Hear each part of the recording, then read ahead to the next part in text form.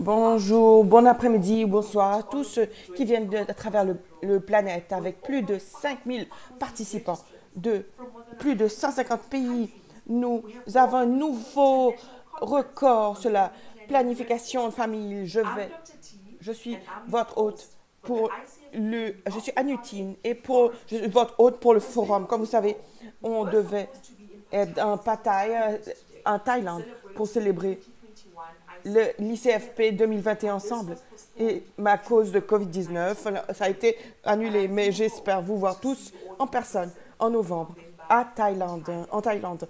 Ce forum ICFP va être un point d'inflexion pour notre communauté à travers le monde, pour disséminer la connaissance, célébrer les succès et aborder les difficultés, pour identifier les prochaines étapes pour atteindre nos objectifs.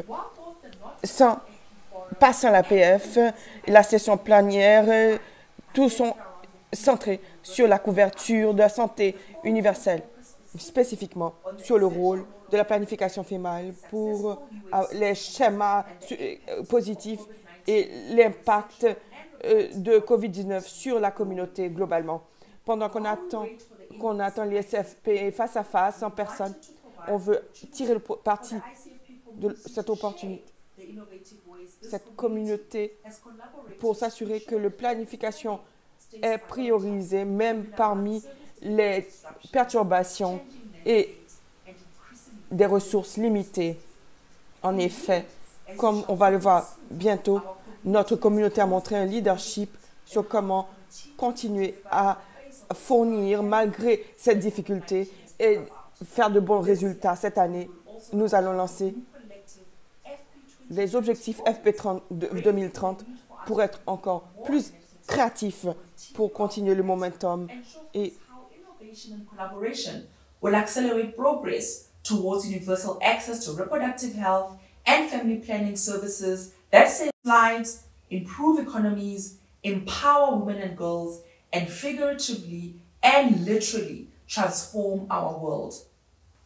We hope that this event will inspire you to develop new, innovative research, partnerships, programs, and advocacy efforts that you will bring to share with us at the next ICFP. Throughout the forum, please share your voice and experiences via roundtable sessions, Q&A, live chats in breakout rooms, and with the Not Without FP and community contribution hashtags that can be found on each individual community session page. Distinguished guests, please welcome His Excellency, the Deputy Prime Minister and Minister of Public Health. Le Royaume du Thaïlande et le co-hôte du prochain ICFP, M. Anatoon Chandrakoor. Participants, c'est avec grand plaisir que je vous souhaite tous dans cet événement pour la plénière, la CSU passant la PF. Cette forme, ça va servir de très-plein pour l'ICFP qui aura lieu en Thaïlande. Depuis que ça a été annoncé, donc grâce à une collaboration entre les secteurs gouvernementaux et les organisations internationales, grâce au succès du programme et les changements dans la manière de vie, le mode de vie des gens, davantage de personnes dans la nouvelle génération préfèrent être célibataires. Donc, le taux de croissance est passé de 2,7% à 0,7% en 2020. Les femmes dans un âge reproductif ont un enfant et demi en moyenne, ce qui est inférieur que le niveau de remplacement. Pour s'adapter au changement démographique, c'est essentiel. Donc, le ministère de Thaïlande et le département de la santé, ensemble avec des agences, ont formulé la politique de développement de croissance démographique sur la promotion de la croissance démographique. La politique vise à faire la planification des naissances grâce à la soutien aux enfants et à la planification également, des soins postpartum et une haute qualité de vie pour les enfants. Et pour le moment, les services de planification sont inclus dans la couverture de santé universelle de la Thaïlande, mais il y a encore des écarts pour l'accès aux services parmi les adultes. Nous avons vu que le taux de grossesse répétée continue à être élevé.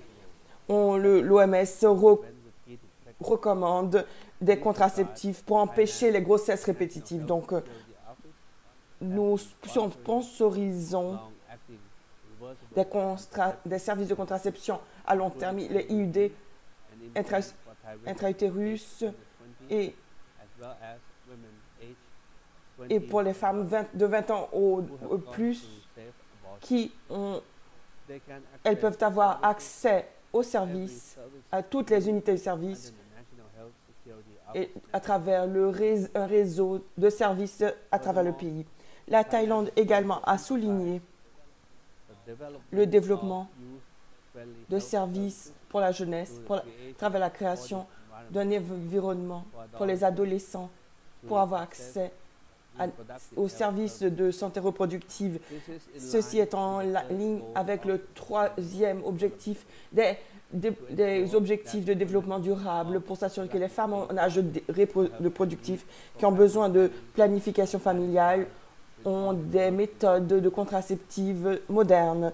Le succès de la planification familiale en Thaïlande n'est pas un résultat d'efforts personnels uniquement, mais également grâce aux contributions des volontaires de santé à travers le pays, le travail au niveau communautaire pour fournir des informations et comprendre les méthodes contraceptives appropriées. L'épidémie de COVID-19 souligne l'importance des volontaires pour communiquer et fournir des connaissances et comprendre mieux la pandémie qui débouche sur le succès qui a permis à Thaïlande de contrôler la maladie. De plus, l'existence de l'UHC, donc la santé universelle, tout le monde a accès aux services de santé. C'est un autre facteur de succès. Mesdames et messieurs, nous serons heureux de renforcer la collaboration avec chacun d'entre vous afin de créer un monde où les gens ont l'égalité pour accéder aux services de qualité à travers l'assurance universelle. Ainsi, nous serons certains que personne ne soit laissé pour compte. Merci. Merci, monsieur le vice-premier ministre. Et nous avons le prochain. Nous serons heureux d'aller en Thaïlande pour apprendre les conditions de Thaïlande, les succès pour la planification familiale et la couverture universelle. Prochain intervenant, c'est Dr Natalia Kanem, secrétaire général adjoint des Nations Unies et directeur exécutif du Fonds des Nations Unies pour la population. Bienvenue, Dr Kanem. Vos Excellences, invités et partenaires et amis, nous remercions le gouvernement de Thaïlande d'être co-hôte de ce dialogue ensemble avec l'Institut Gates pour la population et la santé reproductive à Johns Hopkins University. Je remercie également les partenaires organisateurs pour votre leadership et votre engagement sans faille envers la planification familiale. Depuis la première conférence sur la planification en 2009, cela est devenu notre espace pour partager les connaissances, pour aborder les difficultés et célébrer les succès. Ici, nous avons adapté notre forum virtuel dans le contexte de la pandémie et maintenant il y a une opportunité pour nous connecter avec une communauté encore plus large pour accélérer l'action jusqu'à pouvoir réaliser nos objectifs collectifs. C'était Oscar Wilde qui a dit une fois: tout dans le monde porte sur le sexe, sauf le sexe. Le sexe, c'est le pouvoir. Et qu'une femme ou une fille ait le pouvoir de décider d'avoir des relations sexuelles ou pas, cela aura un impact important sur sa vie. Une femme est une cultivatrice. La nourriture, l'insécurité alimentaire est importante euh, pour la coercion des enfants et la dynamique du pouvoir. On est ici parce qu'on veut que les femmes et les enfants, les filles aient accès à la planification familiale quand c'est bon pour elles et ces services essentiels pour ces personnes, pour ces pays, pour cette génération et la génération future. C'est pour ça que ICFP a sonné l'alarme l'année dernière en disant qu'avec Covid, des dizaines de millions de femmes à travers le monde vont perdre peut-être l'accès aux contraceptifs et les plus impactés sont déjà vulnérables. Donc, je suis encouragée de voir comment la communauté de planification familiale est solide pour qu'on contribue des innovations, des solutions pour donner un meilleur rendement sur le terrain où ça compte. COVID-19 a fait quelque chose d'évident.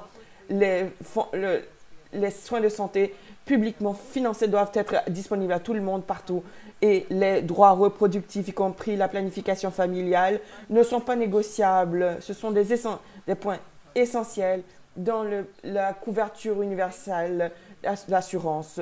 Le destin des femmes et des filles sont au centre du bien-être sociétal en donnant un accès décent aux services contraceptifs à l'échelle nécessaire. Cela réduirait les grossesses non voulues par 3/4 et les décès maternels par 1/4, de 25%. Donc, des choix.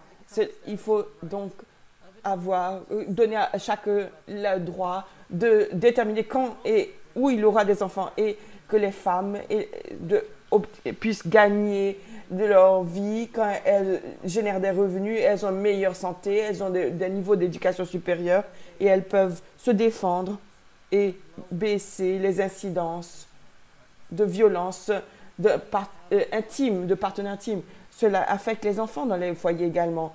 On veut que les promesses de l'agenda ICFP soient gardées et on veut une priorisation de la couverture universelle. Combien de temps les femmes et les adolescentes vont devoir attendre? Notre secteur a prouvé encore une fois que satisfaire les besoins de planification familiale inassouvis sont un investissement qui est le meilleur investissement que le monde peut faire, les investissements qui créent un cycle d'autonomisation pour les femmes et les filles, pour leurs familles et leur communauté. Les planifications familiales, les bénéfices et les économies permettent aux pays de payer la couverture universelle à long terme. L'analyse IFCP de 6 pays d'Amérique latine montre que les mères adolescentes ont moins de chances d'avoir un diplôme d'université et elles gagnent 24% de moins que les autres. Cet écart de revenus est une opportunité perdue, tragique, qui débouche sur 5 milliards de dollars de pertes. Entre-temps, on voit que la planification familiale aide les pays à maîtriser le dividende démographique. C'est la croissance démographique qui a lieu avec la planification familiale, le taux de naissance est inférieur et donc le pourcentage de personnes qui travaillent par rapport au reste de la population qui sont dépendants est supérieur. Donc en Afrique, beaucoup de gens maintenant ont l'opportunité, s'ils investissent dans les jeunes, si les pays ici, ils font des politiques favorables à la jeunesse, ils pourront maîtriser le capital humain et pouvoir récolter le dividende démographique. Mais participants honorables, l'objectif millénaire SDG est très strict. Il est et c'est vraiment une pierre angulaire de l'objectif numéro 3. Et dans cette année de coronavirus, on voit combien la santé fondamentale est importante pour ne laisser personne pour compte. en 2019 au sommet Nairobi sur ICFP 2025. Une coalition large a fait des promesses. On s'est engagé pour tenir les promesses du programme et de l'agenda 2030. Et l'action clé, bien entendu, est de fournir l'accès universel pour la planification familiale comme un point important de la couverture universelle. Ce qui est vraiment important, c'est un système de santé fonctionnel qui donne à toute la population en âge de procréer un accès aux services de planification volontaire et des contraceptifs modernes de choix de la femme ou de l'adolescente. Cela exige également un système qui donne la priorité aux femmes et aux adolescentes et les protège des difficultés financières. Une personne jeune ne devrait pas choisir entre la nourriture et les contraceptifs. C'est la réalité, malheureusement, pour beaucoup de jeunes qui veulent avoir une sexualité responsable. Cependant, ils ont des dépenses vraiment trop lourdes. Dans ce forum virtuel, on a déclaré pas sans la PF. Comment est-ce que la couverture universelle pour être véritable sans accès universel à la planification familiale, intégrée dans les soins primaires et qui soit promu nationalement dans les plans nationaux. Beaucoup de pays vont continuer à exiger un soutien de planification familiale, surtout dans le contexte de la pandémie COVID. Et je pense que nous pouvons mieux reconstruire en abordant la planification familiale dans les crises humanitaires. Parfois, c'est renforcé par le changement climatique et l'inégalité. Investir dans les femmes et les adolescentes, leur autonomie et leur leadership. Le financement peut faire la différence entre la vie et la mort. Cependant, les besoins des femmes et des filles continuent à être sous-financés, négligés. Donc, en tant que partenaire, nous devrons agir pour traduire les mots en action et trouver un système de financement qui assure des investissements durables.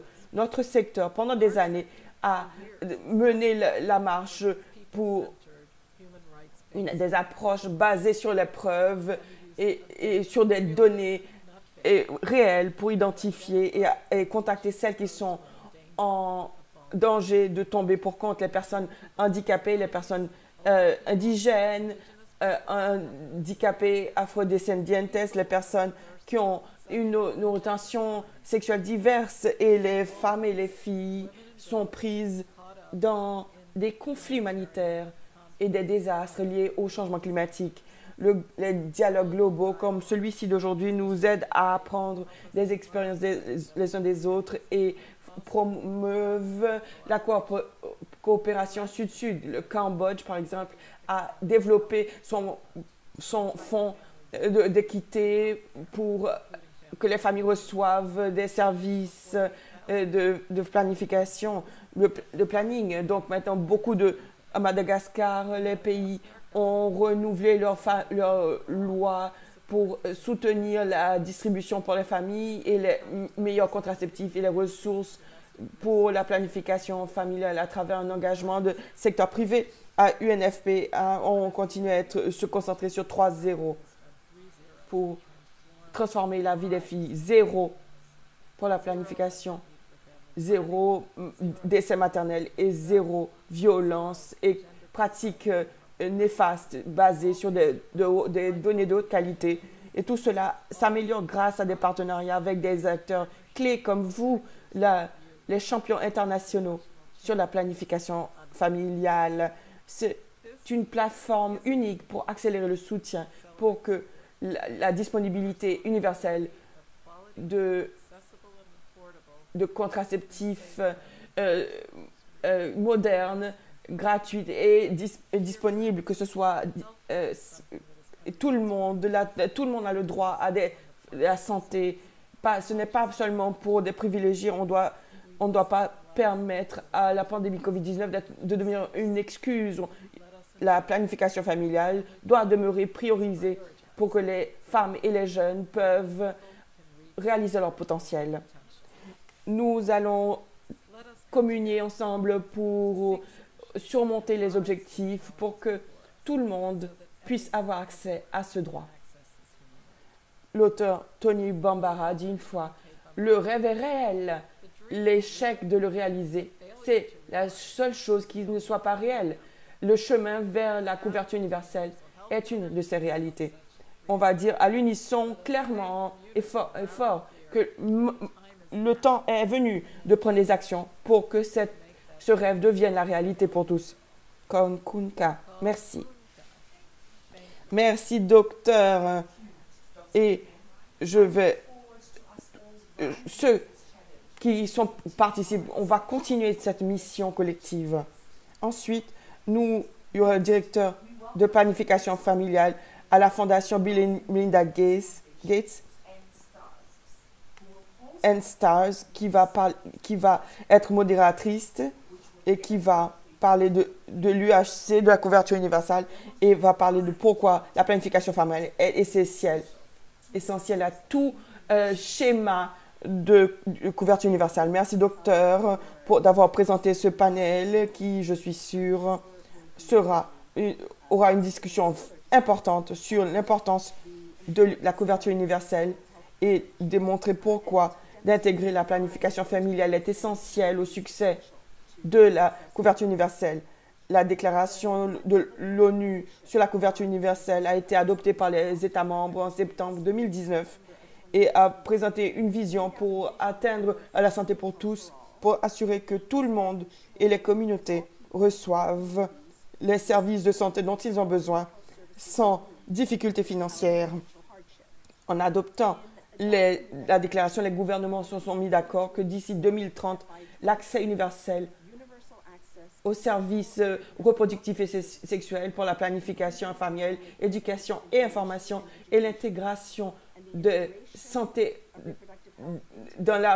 reproductive dans les programmes et les stratégies nationales sont fondamentaux pour la couverture universelle. Ça demande également de rationaliser une perspective par les gens au travers du système pour concevoir et surveiller les politiques en tenant compte les besoins spécifiques des femmes et des filles afin de réaliser l'égalité des genres et autonomiser les femmes. Cela tient compte des droits des femmes d'avoir le contrôle sur et de décider de manière responsable sur tout ce qui a trait à leur sexualité, y compris la santé reproductive sans coercion, discrimination et violence.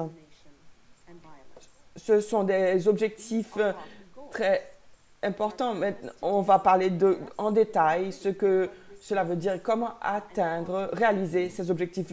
La couverture universelle demande qu'on voit quels services sont offerts et comment couvrir les dépenses. La planification familiale a des difficultés particulières dans chacun de ces domaines. Les jeunes et les femmes, peut-être, n'ont pas toujours de couverture par des paquets de couverture universelle et les contraceptifs ne sont pas forcément définis en termes de qualité ou de services essentiels et pas tous les coûts sont couverts. Donc, des fournisseurs, y compris les travailleurs de la santé et les médicaments de pharmacie ne sont peut-être pas définis dans la couverture universelle. Nos panélistes vont parler de ces problèmes plus en détail.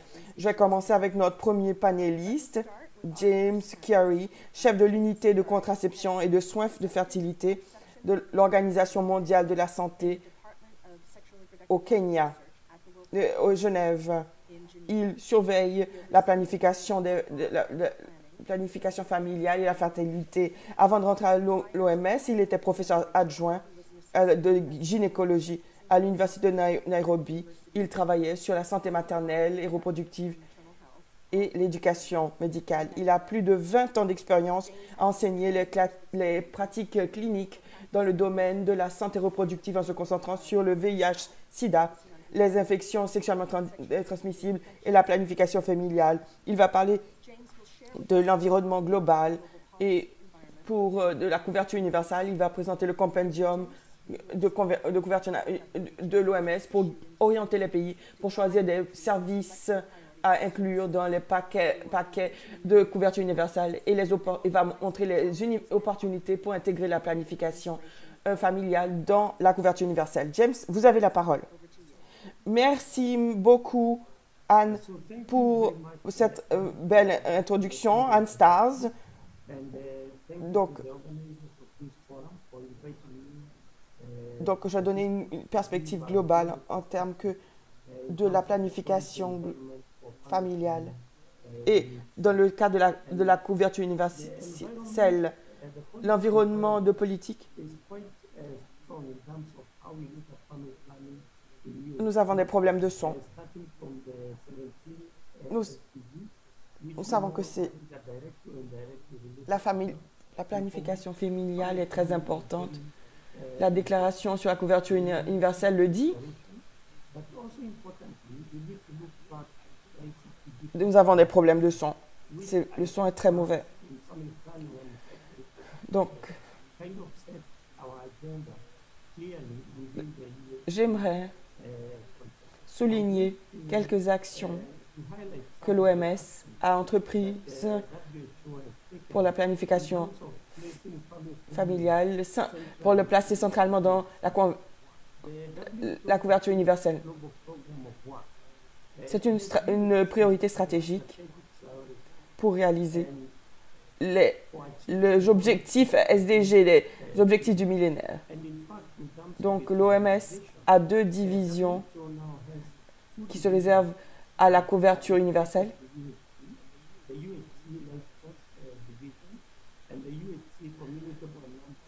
La planification familiale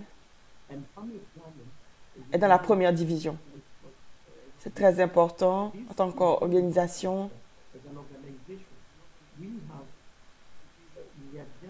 On s'est organisé pour être pour répondre et aborder tous les aspects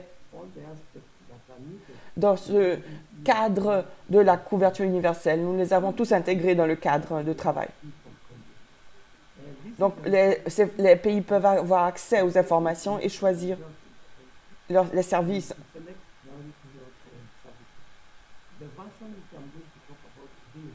Il y aura donc une liste des services de santé avec des références et des données. Dans le 2e trimestre de cette année, on va introduire une sélection et parler des interventions, des données et des ressources.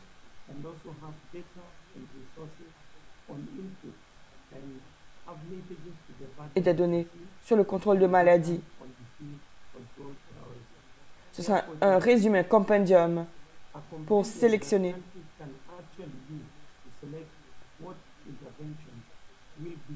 certains services et nous allons également aborder des difficultés dans la planification familiale, ce qui est inclus dans la couverture universelle. Autre chose que j'ai mentionné brièvement par rapport à l'OMS, c'est que on regarde de près comment intégrer les services de planning familial dans le cadre pour la couverture universelle. Nous devons être plus inclusifs et voir plus en détail donc, pour déterminer quels contraceptifs, les services d'avortement et autres services et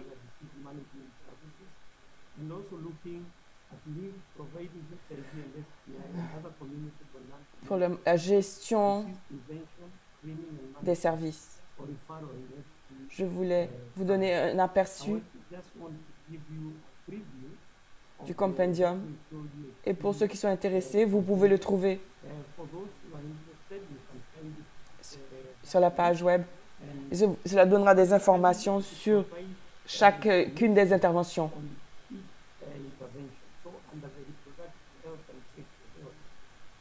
Il y a un sous-groupe sur la planification familiale et ensuite une contraception. Ça donne des informations sur tous les services et les fournisseurs, par exemple. Pour les préservatifs hommes et femmes, je ne vais pas passer en détail tout cela, mais je voulais vous présenter ce compendium. Veuillez le consulter et on espère que les pays pourront l'utiliser afin de s'assurer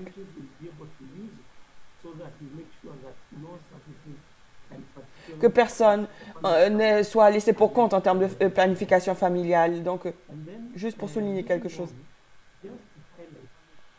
pour la planification familiale, il y a beaucoup de difficultés. Et j'aimerais parler des différentes difficultés, par exemple, équilibrer les besoins en termes de disponibilité, de couverture et livraison. Et pour nous, dans la planification familiale, on doit faire beaucoup de travail pour convaincre les gens qui prennent des décisions sur l'importance et le rôle de la planification familiale pour le financement. Je pense que l'une des difficultés, c'est les programmes pour la PF qui ne sont pas intégrés et faiblement soutenus. Ça devient une difficulté. Il y a des structures de gestion de programmes qui sont questionnables. C'est très important que les gens voient les choses de manière holistique, complète, générale. Il y a des ressources, il y a une compétition pour les ressources. Et pour la plaidoirie, la défense d'intérêts, on doit être plus inclusif en termes de plaidoirie.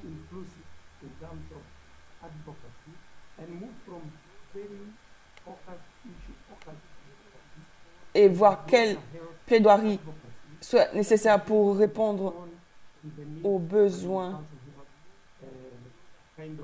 Et on sait que c'est difficile de changer les comportements. Et ça, c'est l'une des plus grandes difficultés. On aimerait souligner que, bien qu'on ait des difficultés d'inclure la planification familiale, nous avons de belles opportunités. Et l'une des grandes opportunités, c'est l'importance de protéger les populations vulnérables. Ça a été notre mantra pour la planification familiale depuis de l'ICFP. Et ça va être crucial pour la couverture universelle, donc la CSU.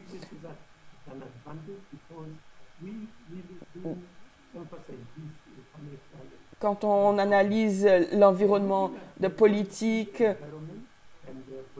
il y a une possibilité d'avoir une unité inclusive. Beaucoup de pays,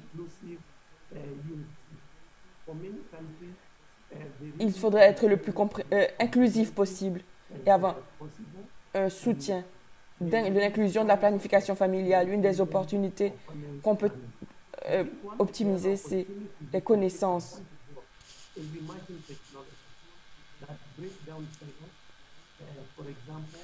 La prévention des maladies sexuellement transmissibles avec les contraceptifs et la PF, on lui donne davantage de place et des technologies, aussi des stratégies qui incluent les hommes dans les services de contraception. Ces nouvelles technologies permettront de donner une meilleure place à la PF au sein de la CSU. On a vu beaucoup de preuves dans ce sens de la CSU. des services intégrés. Pas de projet de démonstration, mais de processus en place et documenter ces processus. De les documenter sera clé pour donner une place centrale à l'APF. Donc, j'aimerais terminer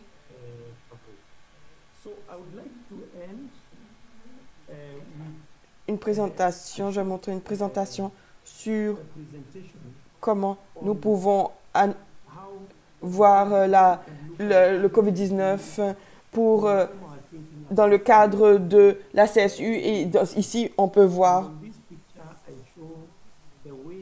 comment la COVID, la pandémie a impacté la PF, les services de PF en termes de fourniture de services, en affectant l'accès aux services et la santé, et même les chaînes de livraison d'alimentation. Donc, quand on parle d'unité, on doit apprendre des leçons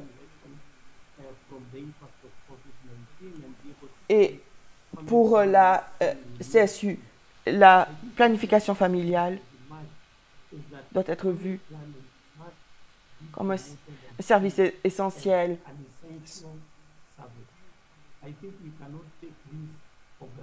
Nous devons nous assurer que cela est reconnu comme tel, et l'importance de la PF fait partie des interventions de la santé. Dans certains endroits, la PF est même placée en dehors du ministère de la Santé, mais il y a toute une intervention de la santé qui doivent être planifiées. Lorsque les ressources sont limitées, il faut l'intégrer. C'est très important de passer à des services plus intégrés dans la PF sur différentes plateformes et fournir des différents services de PF. Et surtout, je pense l'importance de l'argent, des fonds dans certains pays. Lorsqu'il y a une demande de services, il y a moins d'impact, mais il n'y a pas de demande.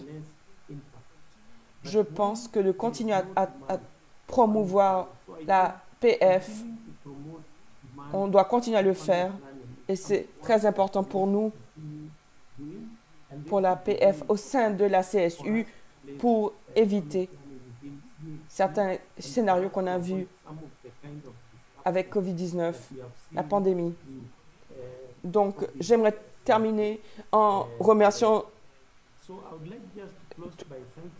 le monde, et vous pouvez nous suivre et consulter notre site web que j'ai indiqué ici et les ressources de l'OMS. Merci beaucoup et je vous passe la parole.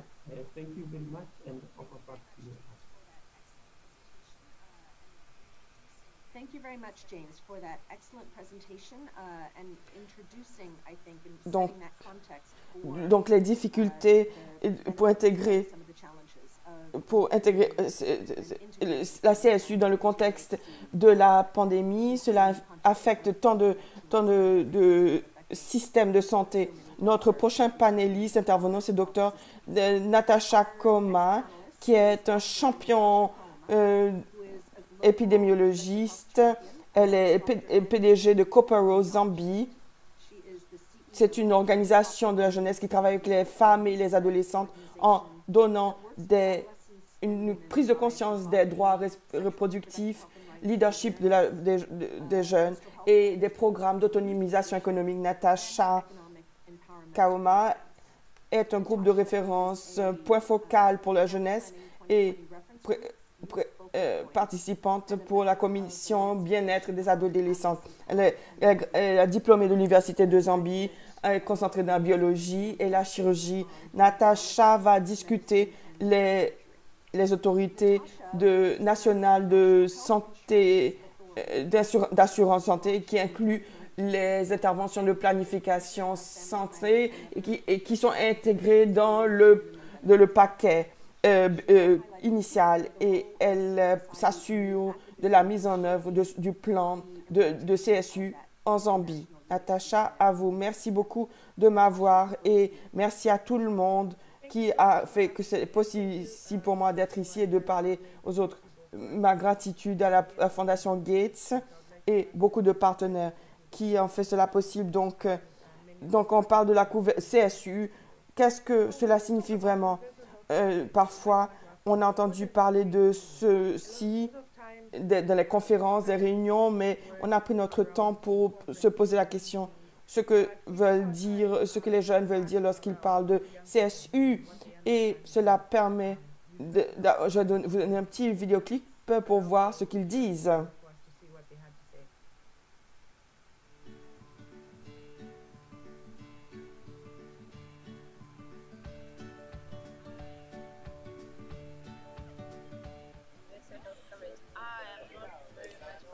Et j'ai l'impression qu'on parle, ça devrait couvrir, que les gens soient conscients des problèmes de santé à travers le monde. Ma santé interne en tant qu'être humain et universelle, c'est à travers le monde, n'est-ce pas?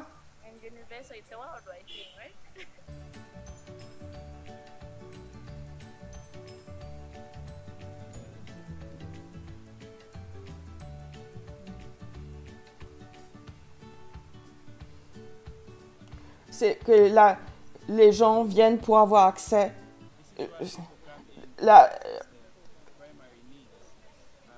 pour les contraceptifs, pour planifier combien d'enfants vous voulez avoir. Si cela signifie également de pouvoir décider si vous êtes prêt d'avoir un enfant ou pas. Par exemple, moi, je suis encore à l'école, donc je ne suis pas prête. Je peux avoir de l'abstention ou d'utiliser des méthodes contraceptives. Donc, ça peut être la planification familiale ou des contraceptifs. Et la Zambie, qu'est-ce que fait la Zambie pour améliorer le CSU pour le planning familial? Ça fait une partie du revenu que de l'argent. 1% va à votre santé, assurance santé, pour que votre santé soit couverte dans tous les établissements de santé. Vos informations seront dans la carte. Il y a une carte de santé en Zambie et les informations. Vous pouvez avoir accès donc aux soins de santé.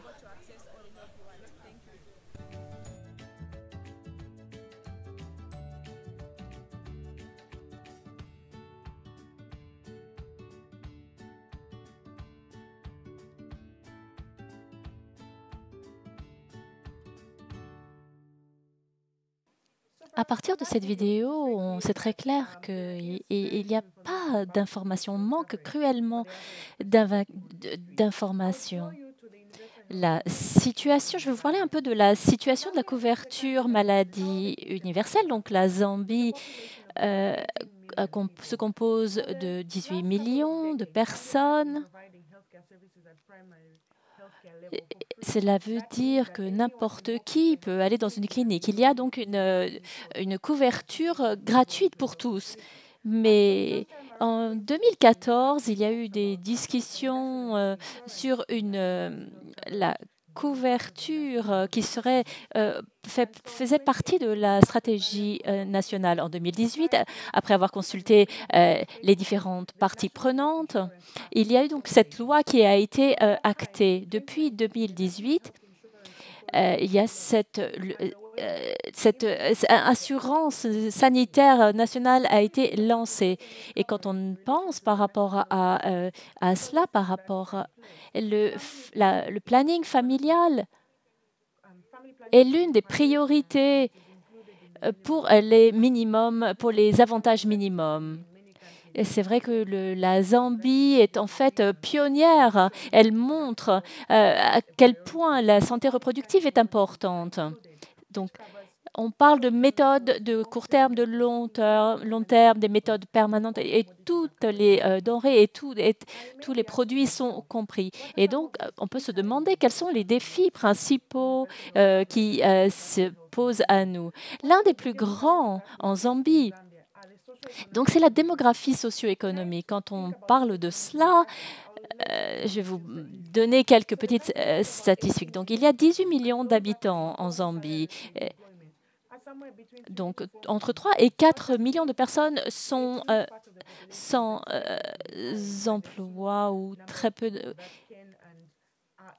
et donc, très peu de personnes peuvent souscrire à une assurance volontaire. Donc, c'est un défi, cette démographie, parce qu'il y a des gens qui gagnent de l'argent et ils sont dans le secteur, c'est de l'économie parallèle. Donc, on ne peut pas les faire entrer dans un système, un effort national de sécurité sociale. Le second, et ma philosophie, comme je le disais plus tôt, c'est la culture et les croyances religieuses par rapport à la santé reproductive. Il y a des travailleurs qui essayent de sensibiliser sur cela, mais même si on forme les travailleurs sociaux, ils viennent, ils vivent dans une société, ils font partie d'une société pour lesquelles dans laquelle les femmes ne doivent pas avoir de relations sexuelles hors du mariage ou avant le mariage. Et l'idée d'un planning familial est aussi difficile. Donc, pour avoir une réussite, donc il faut que nous ayons une manière plus holistique. Et il faut que la population dans son ensemble considère le planning familial comme une bonne chose. Enfin, le financement insuffisant pour le planning familial. Il faut également des systèmes qui permettent de plaidoyer, des systèmes de plaidoyer. Donc, et pour les personnes également qui vivent avec le sida, HIV, sida, il y a d'autres secteurs, par exemple, la malaria, la tuberculose, le HIV, ont davantage de financement que le planning familial. Par rapport à la pandémie du Covid 2019, les fonds ont été réduits. Donc, ceux qui recevaient des traitements le reçoivent jusqu'à 6 mois, alors que pour le planning familial, il n'y avait que 2 mois d'avance. Donc, il y a des inégalités. Et en dehors du secteur sanitaire également, avec d'autres implications. Par exemple, si la couverture médicale est gratuite et vous vivez en zone rurale et 60% de la population zambienne vit en zone urbaine. Alors, même si cette couverture sociale est gratuite, ils ont des difficultés simplement géographiques pour atteindre un dispensaire. Mais voilà, cela a des conséquences sur la santé par rapport au Covid-19. C'est vraiment un défi important parce que la pandémie pourrait en fait effacer tous les avantages, les petits avantages que nous avons réussi à obtenir. Alors, qu'est-ce que nous sommes? Quel est le but de notre organisation Copper Rose? Nous contribuons à avoir de meilleurs résultats, une action de plaidoyer envers les jeunes et en manière de planning familial. Nous participons à des espaces de prise de décision, nous recueillons des données et nous coordonnons le mouvement de la jeunesse pour l'action. Et donc, par rapport à ces données, par exemple, nous ne parlons pas pour être sûr que nous voulons avoir une influence sur les décisions politiques, mais simplement en le faisant à travers des preuves. Il faut que ce soit probant. Également par rapport à la jeunesse, c'est vrai que c'est ce secteur de la société qui est le plus dynamique et à travers lui, on pourra parvenir à des changements. Et donc, nous aimons intégrer, faire engager les jeunes, les adolescents. De plus, quand on pense à la santé reproductive, je pense que ce n'est pas juste, c'est pas juste de signaler seulement les points négatifs. Il faut également parler des choses positives. Donc, il y a eu un supplément d'efforts gouvernementaux en faveur de la communication pour le changement comportemental et social, pour contrevenir aux croyances qui paralysent notre société, et de manière à ce qu'ils comprennent comment est-ce que leur rôle est important et comment rendre leur vie plus facile et pour les personnes également qu'ils représentent. Ce n'est pas tout ce que nous faisons, mais voilà une des initiatives que nous avons mises en place au niveau du planning familial. Par rapport à la couverture maladie universelle, nous pourrions voir des bénéfices et des résultats par rapport au planning familial. L'un d'eux, c'est il y a une véritable une volonté politique, un engagement politique pour qu'il y ait que ce soit une priorité. Notre ministre de la Santé en a fait une de nos priorités.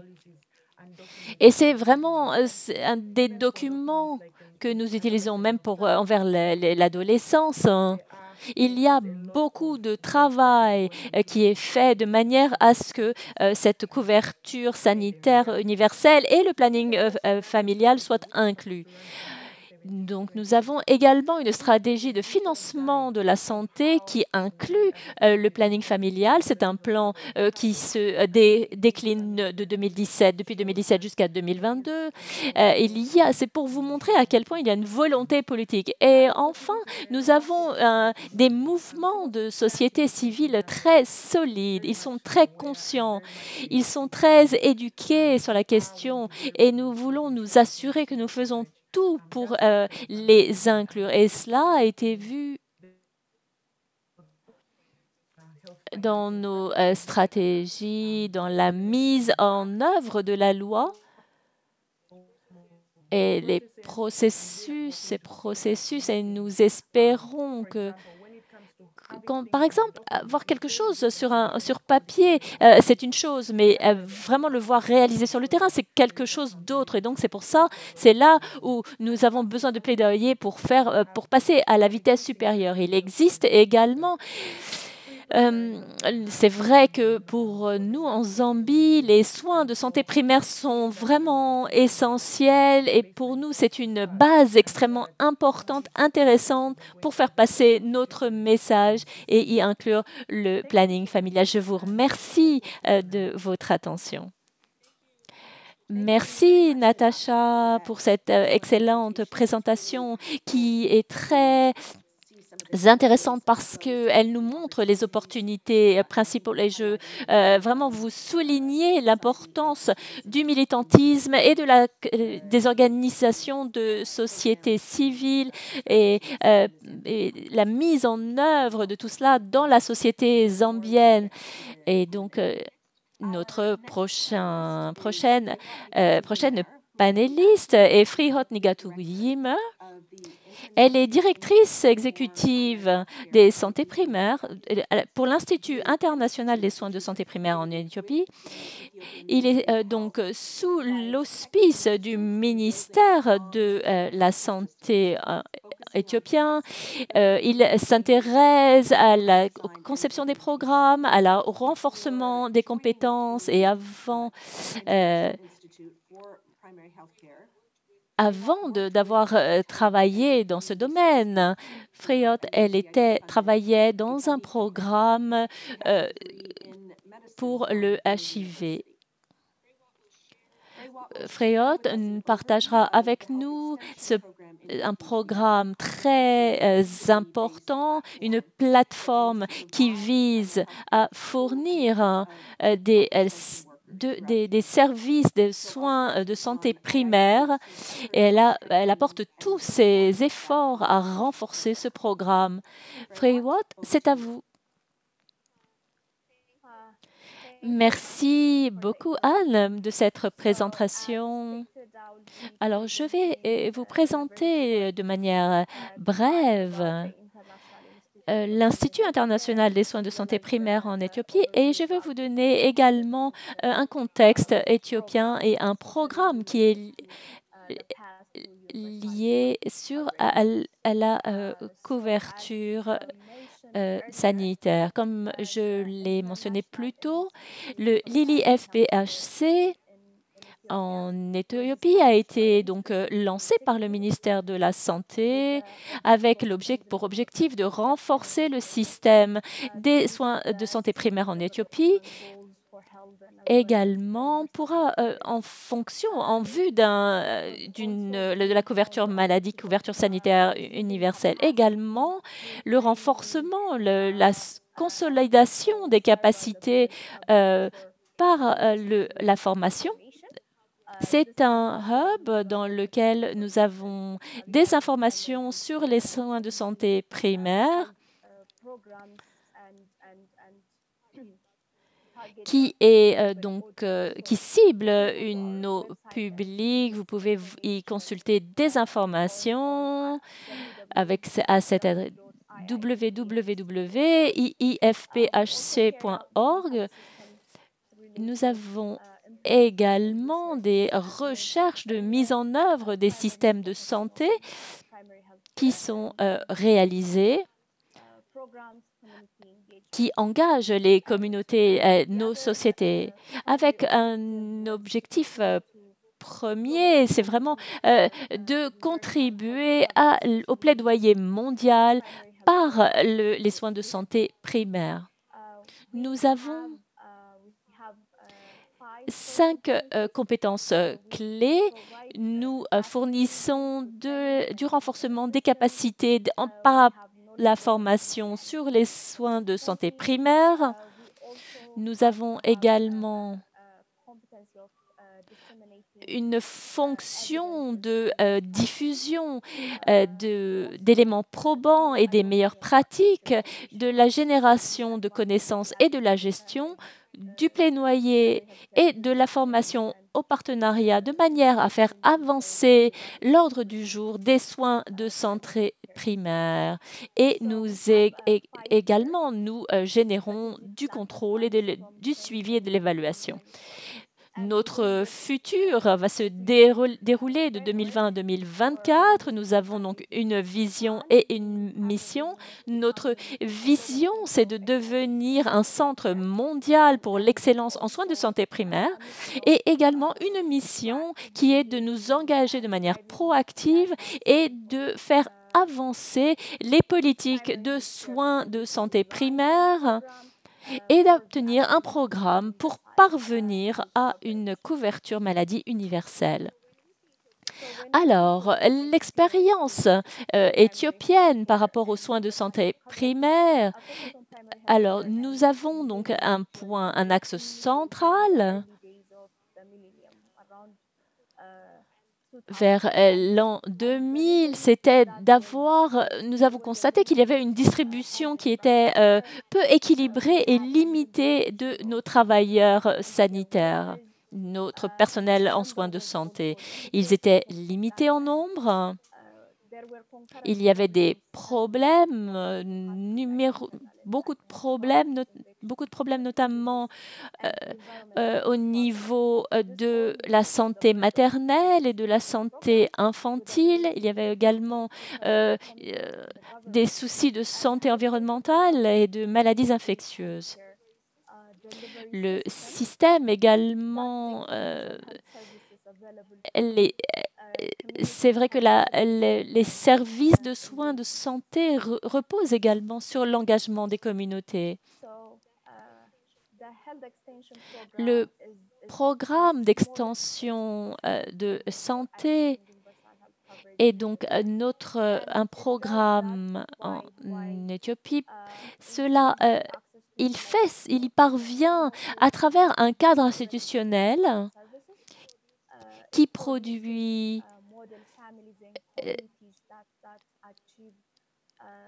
qui permet à ces familles et à ces communautés d'obtenir un paquet package. Cela également permet de réduire les coûts d'opportunité. Cela améliore l'engagement communautaire et la participation dans le santé, qui est un véritable pilier dans le secteur santé. C'est vraiment l'angle, la pierre angulaire du système, c'est vraiment la communauté. Le programme, à l'heure actuelle, contient 18 packages de services. Avant, il y avait 16 packages, donc nous avons gagné en nombre, mais également en qualité. Ces packages se catégorisent, sont divisés en quatre thèmes, donc le service de santé familiale, et donc le planning familial en découle avec différentes approches,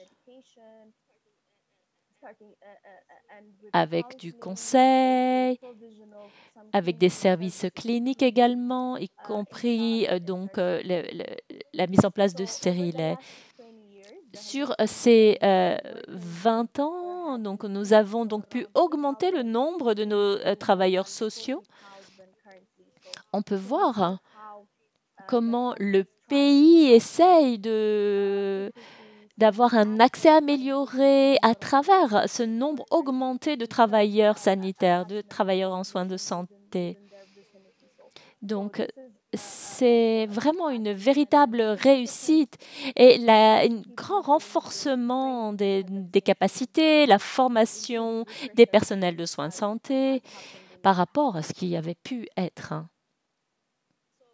Alors, donc, c'est un programme qui s'étend sur 20 ans, donc il y a eu beaucoup de défis à relever. Il y a eu des études qui ont été réalisées dans des zones géographiques particulières, sur différents services, ou alors service après service. Donc, en 2019, le Kenya et le ministère ont décidé de faire une évaluation nationale du programme avec des évaluateurs externes. Cette entreprise nationale a montré, a pointé du doigt les défis qu'il restait à relever. Et donc, deux grands points. Le premier, c'est un défi peut-être, mais c'est également une opportunité pour l'avancement du futur. C'est-à-dire qu'il y a des attentes de plus en plus importantes de la part des communautés. Elles veulent plus de couverture, plus de services, plus de packages. L'autre défi est que la couverture était sous-optimale dans des zones particulières. Il y a également la qualité des services qui pouvaient être améliorés à cause des infrastructures, des consommables, des ressources humaines, des systèmes informatiques au niveau du leadership, de la gouvernance et également de l'engagement communautaire. Ces défis et opportunités ont créé une raison pour le développement d'une feuille de route pour les prochains 15 ans. Donc, la logique derrière cela est d'abord de fournir un guide des grandes lignes structurées. Le deuxième point est de s'attaquer aux changements socio-économiques. On voit beaucoup d'urbanisation, alors que d'abord, c'est vrai que ces politiques s'adressaient d'abord aux zones rurales. Également, il faut pouvoir répondre aux mutations épidémiologiques. Et comme je l'ai mentionné plus tôt, pouvoir également répondre aux attentes communautaires pour la demande qui s'accroît et également des attentes par rapport au programme.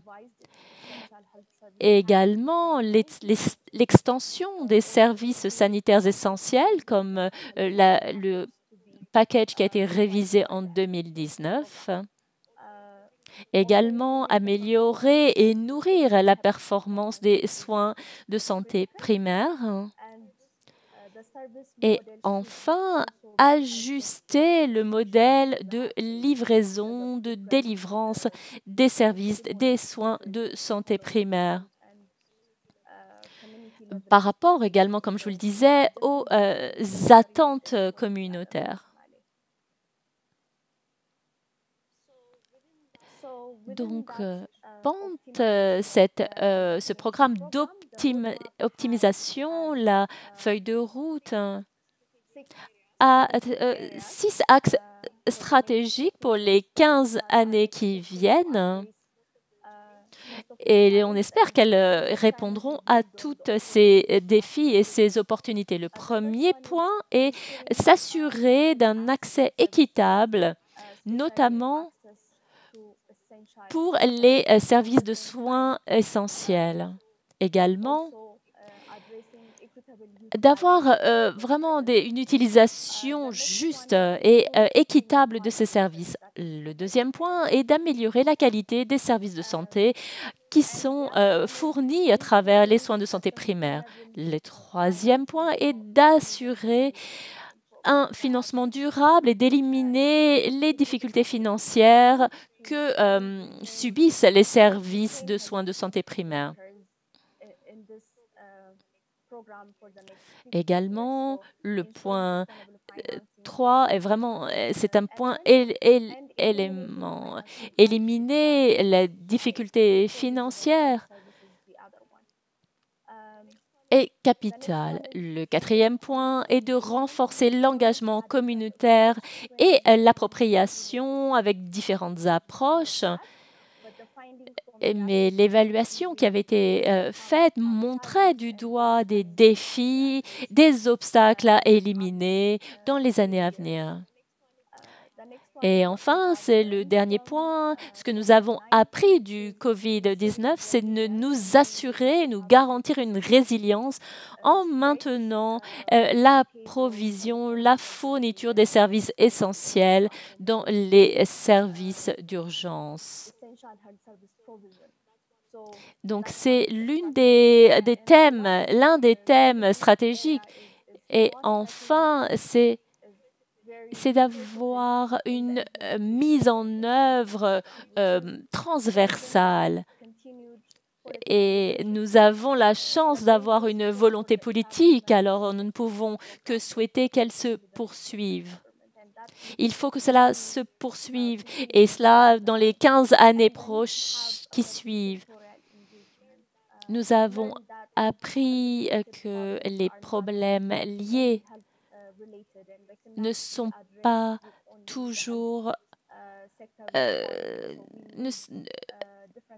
il faut que les secteurs collaborent ensemble. Il faut décloisonner les secteurs de manière à avoir un programme réussi. Merci beaucoup. Merci, Frey Watt. C'est vraiment un programme de soins de santé primaire qui sont très innovants chez vous en Éthiopie. Et cette plateforme, et également pour la transparence que vous nous avez montré par rapport aux défis de ce programme. Maintenant, je vais donc laisser la parole à notre dernier orateur. C'est le docteur Indu Bushman. Il est donc le Ayushman Bharat Pradhan Mantri Jan Arogya Yohana et les autorités sanitaires nationales.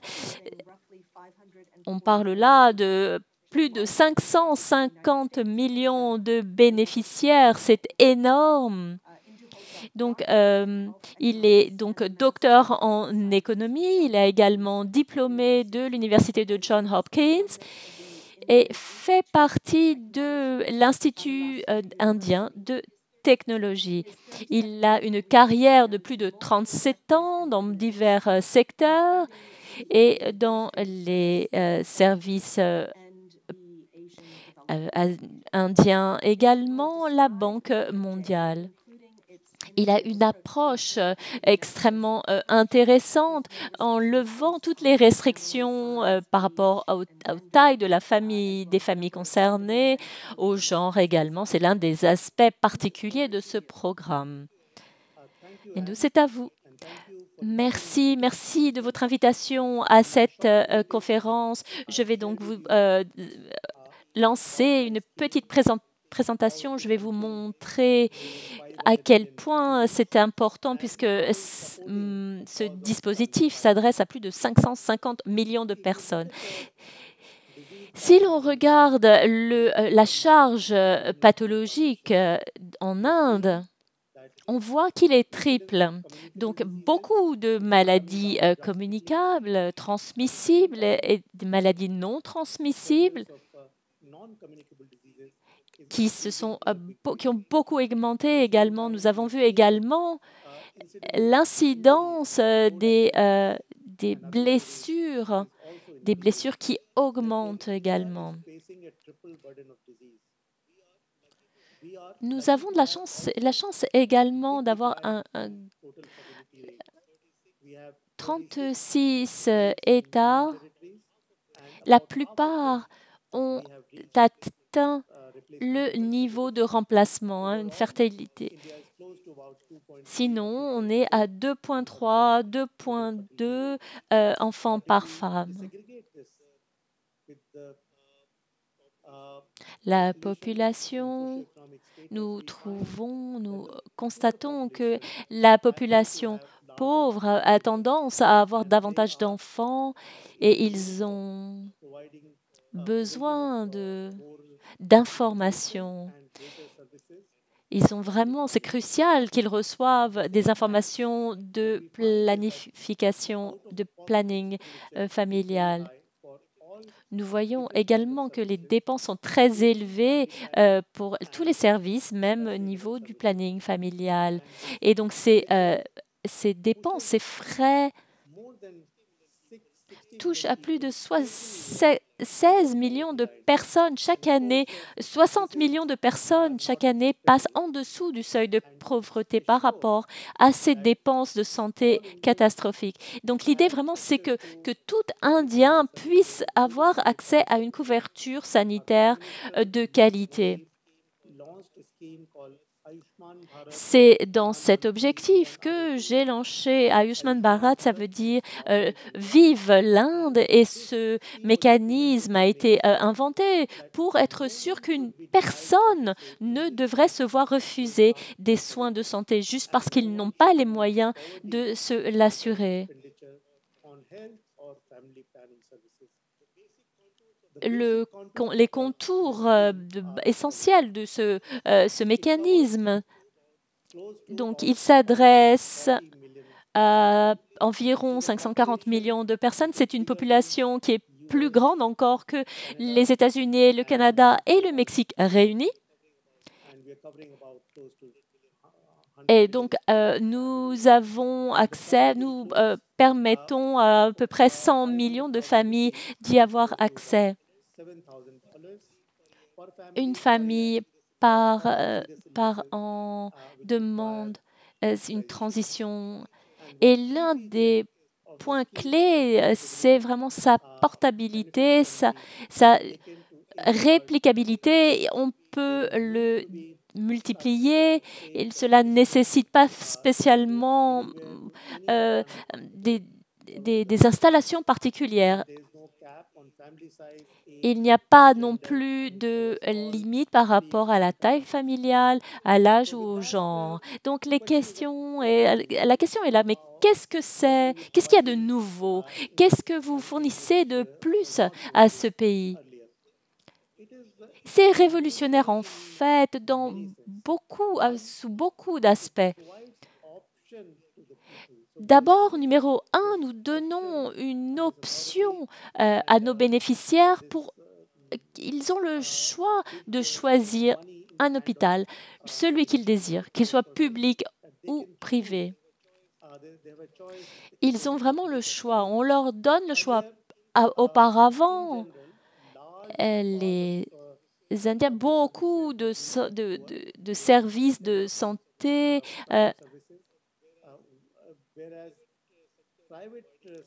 Le système privé, le secteur privé compte plus de la moitié des services. Et donc, avec ce mécanisme, ils peuvent vraiment choisir l'hôpital ou la clinique de leur choix. Ils peuvent opter et ils peuvent vraiment choisir. Et ça, c'est très nouveau. Ils peuvent se déplacer et ils verront qu'ils auront les meilleurs services possibles. Et ça, c'est numéro 1. Que ce soit public ou privé,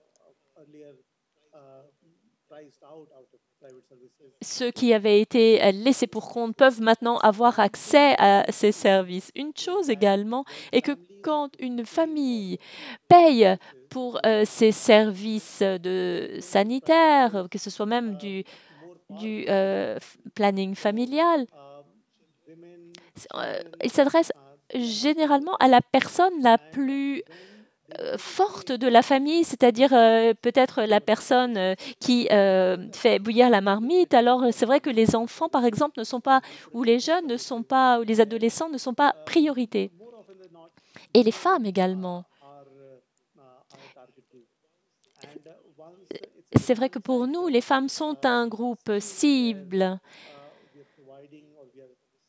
L'idée est que c'est vrai on constate alors des inégalités qui sont intra-foyer. Et montrer que n'importe qui dans une famille peut avoir accès à ces soins permettra de retrouver un équilibre intrafamilial. Le deuxième point révolutionnaire, c'est que ce mécanisme a créé des incitations pour les hôpitaux publics qui maintenant peuvent en fait donner également la priorité aux personnes les plus pauvres. Dans la plupart des cas, les gens qui avaient des connexions ou les gens qui avaient plus de moyens étaient traités en priorité. Alors que maintenant, en fait, l'accès est beaucoup plus égalitaire.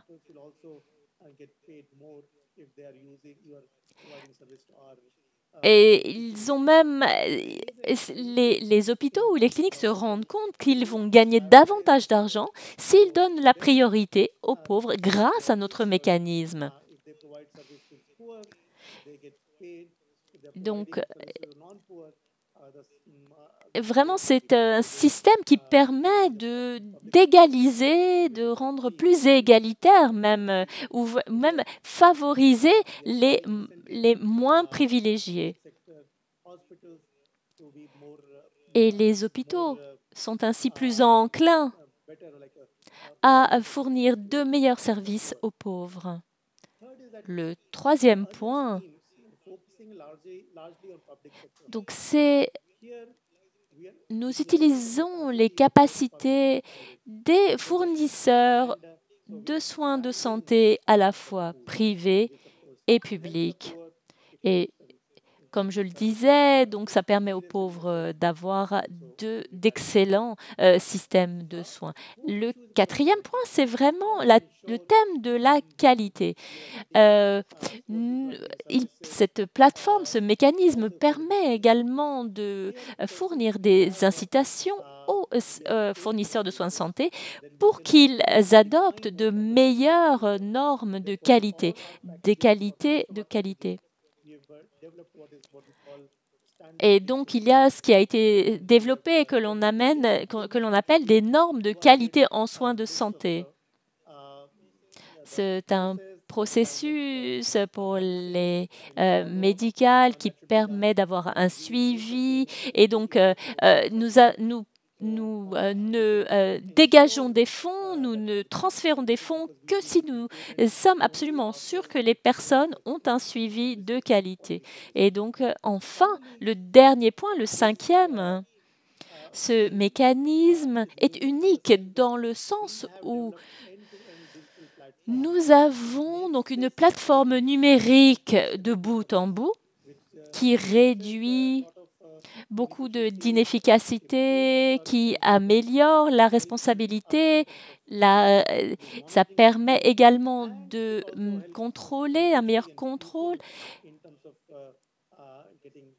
et donc permet également d'obtenir de meilleurs services sur beaucoup d'aspects. Alors, c'est un mécanisme qui introduit des concepts nouveaux par rapport aux services de soins de santé, beaucoup plus proactifs. Donc, ce mécanisme PMG a permis à offrir des soins de santé aux pauvres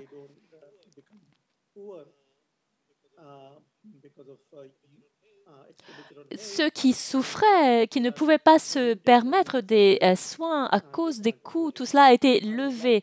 Donc, j'aimerais terminer ma présentation.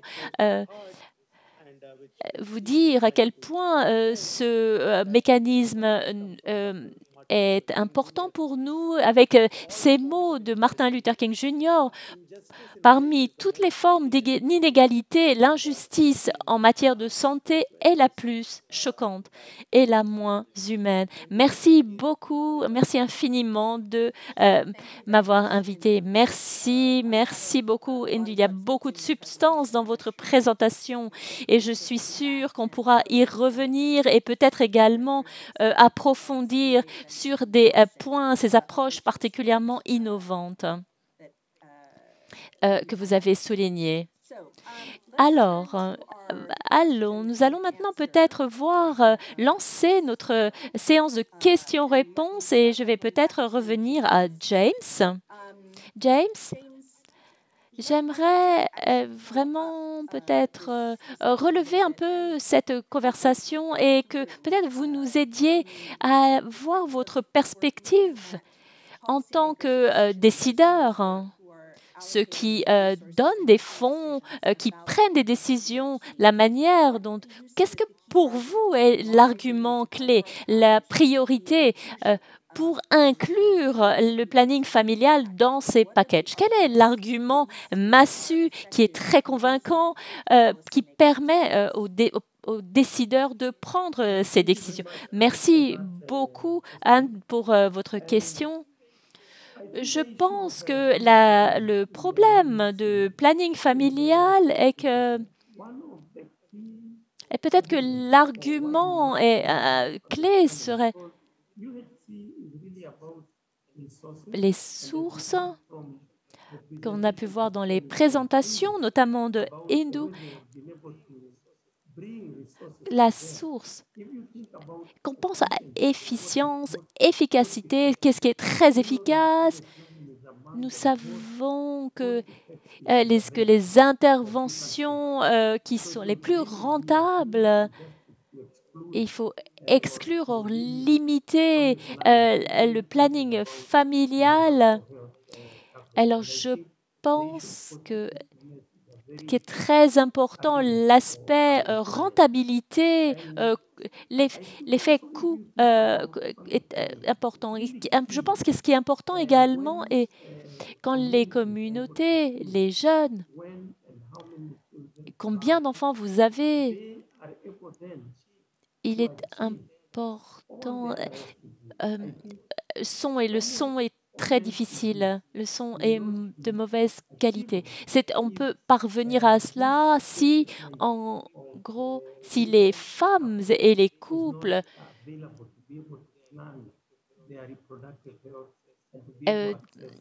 il faut qu'ils puissent avoir accès, il faut que les couples puissent avoir accès aux services de planning familial. Et également, comme Hindu l'avait dit également, la question du taux, le taux de couple, le taux d'adolescence, ou la place qu'ils tiennent dans leur famille. C'est vraiment une question de justice que les femmes et les jeunes filles puissent avoir accès à ces services. Merci James, Natacha, merci encore pour cette présentation. Est-ce que vous pourriez nous parler du rôle spécifique des plaidoyers de la société civile pour façonner la conception des plans et également la mise en œuvre et le suivi. Merci pour cette question. Quand on regarde comment comment est façonné l'ordre du jour de la couverture sanitaire universelle, il y a donc des packages il faut vraiment s'y attaquer avant que quelqu'un... C'est tellement plus facile de faire un plaidoyer pour que quelque chose soit inclus dans un package. Peut-être que la revue, la révision, l'examen arrive après 2 ans. Donc, il faut vraiment prendre les choses en amont. En Zambie, il y a eu beaucoup d'organisations qui travaillent s'assurant que les couvertures incluent le planning familial. Mais pour nous, en Zambie, ce n'était pas très difficile puisque déjà, nous avions ces services gratuits pour tous. Donc, nous nous sommes juste assurés. Pour nous, c'était simple. Mais une fois que cela est fait, la plupart du travail se réalise au niveau de... être sûr que les engagements sont respectés. Il faut vraiment avoir un suivi sur le terrain. Il y a différents outils. Être sûr que les produits soient disponibles également. C'est facile de dire que vous pouvez obtenir les produits d'une clinique, mais en fait, après, elle n'est pas là. Vous avez le droit d'obtenir vos produits, mais en fait, ils ne sont pas disponibles. Donc, des cartes de score, mais différents points. Et enfin, il faut que nous améliorons notre sensibilisation beaucoup dans le temps. Les gens en âge de santé reproductive, image. C'est très important que les gens se déplacent, les femmes aillent dans les dispensaires, les cliniques. Et peut-être quelque chose que j'ai oublié de mentionner, un défi également, quand on est sur le plan, on participe à la couverture de quelqu'un d'autre, alors il y a un problème de confidentialité. Imaginons que nous ayons un jeune qui ait des soucis de drogue, par exemple. Il ne voudrait pas forcément être...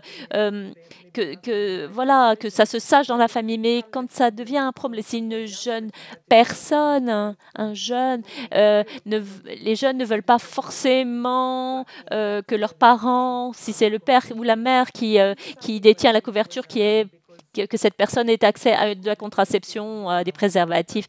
Et c'est vraiment peut-être là où le bas blesse peut-être.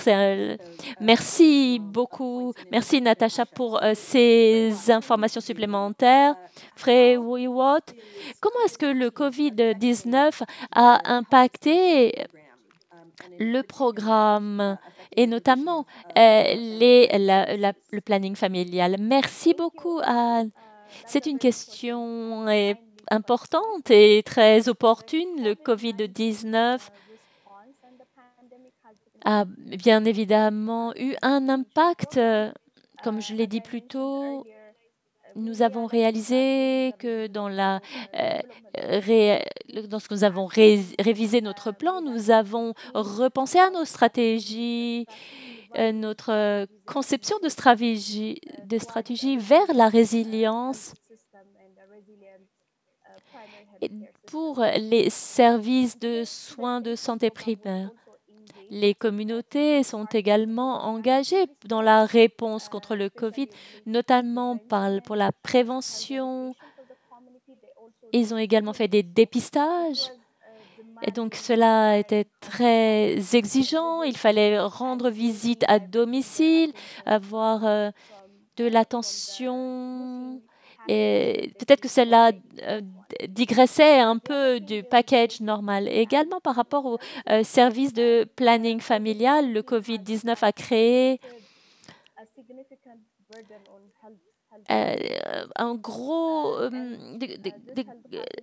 une grosse pression sur les services, sur les installations, les établissements sanitaires. Ils ont dû faire donc des dépistages, etc. Il y a eu une mauvaise conception par rapport à la communauté. il ne fallait pas vous rendre dans les établissements sanitaires parce qu'il y avait le Covid, donc il ne fallait pas attraper le Covid.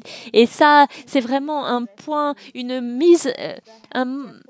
désinformation à laquelle il faut que nous puissions répondre et vraiment que les gens comprennent qu'ils peuvent encore se rendre dans des établissements sanitaires. Alors, c'est une stratégie qui a été développée par rapport à cela. Les services de santé maternelle et infantile ont été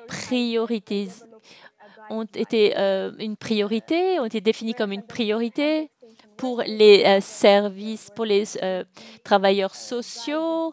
Ils ont été guidés, ces services pour offrir ces services aux femmes et aux enfants pendant la pandémie. Merci beaucoup, Freyward.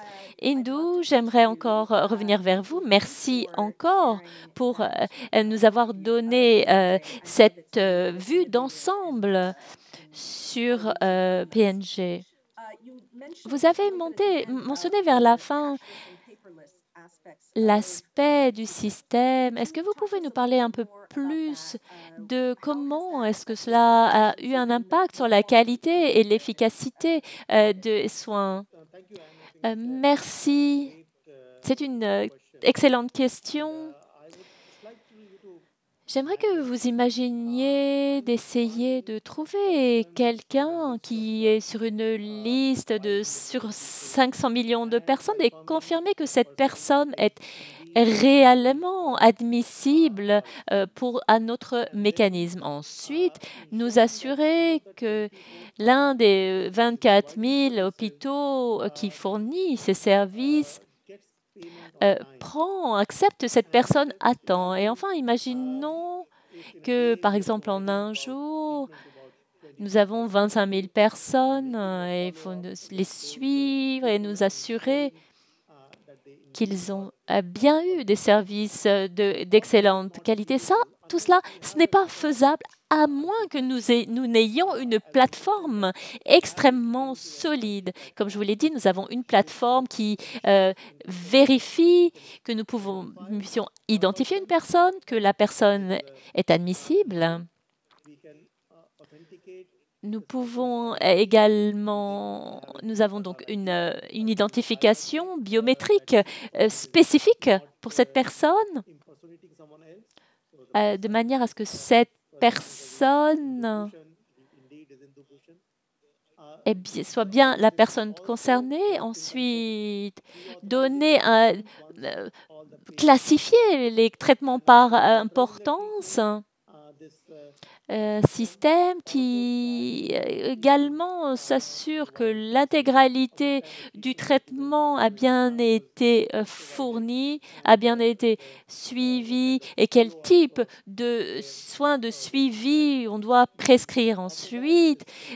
Vous avez tout ça sur une même plateforme et ensuite, cette plateforme permet également de faire des versements, payer les hôpitaux qui ont suivi ces personnes. C'est vraiment hyper centralisé. Et cette plateforme également sert à obtenir du retour sur information par rapport au service et s'assurer que la personne n'ait pas eu à payer quoi que ce soit. Merci, je crois que nous avons terminé pour aujourd'hui. Merci infiniment à nos panélistes de James, de Frio, de Natacha, de Zambie, de Hindou, d'Inde, de nous apporter cette vision très mondiale avec des perspectives très concrètes sur les progrès, les défis qui concerne la couverture sanitaire universelle et avec cet point spécifique sur le planning familial. Merci, c'était des avis très précieux. Vos expériences sont extrêmement importantes pour que le package soit le bon dès le début, mais également l'importance, vous avez souligné l'importance de la mise en œuvre de ces packages, comment ils doivent s'appuyer sur les sociétés et comment ces stratégies sont mises en œuvre. Nous avons eu également des preuves et des visions très solides sur les raisons qui font que le planning familial doit être inclus dans les couvertures sanitaires universelles au niveau de la planète. Et voilà, nous sommes sur notre chemin vers 2030 et les soins de santé sanitaire.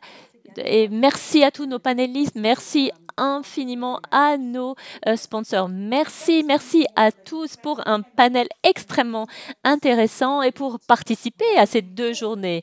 Et donc, nous aurons nos prochaines séances.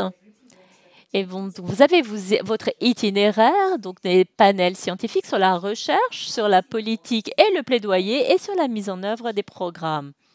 Vous entendrez des exemples de la manière dont les organisations qui travaillent dans le planning familial déploient des initiatives innovantes et vous montrer que le planning familial n'est pas du tout une cause perdue. Nous aurons ensuite des sessions communautaires avec la communauté scientifique, la communauté religieuse, la manière dont la mise en œuvre également de ces programmes.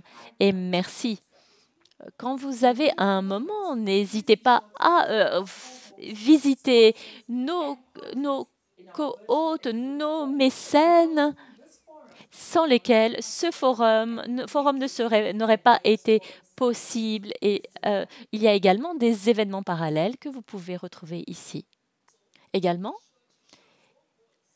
votre voix est importante.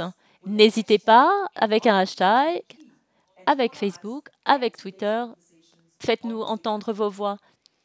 Et revenez nous voir dans 3 ans pour des vraies paroles, des vraies histoires, du vrai planning familial.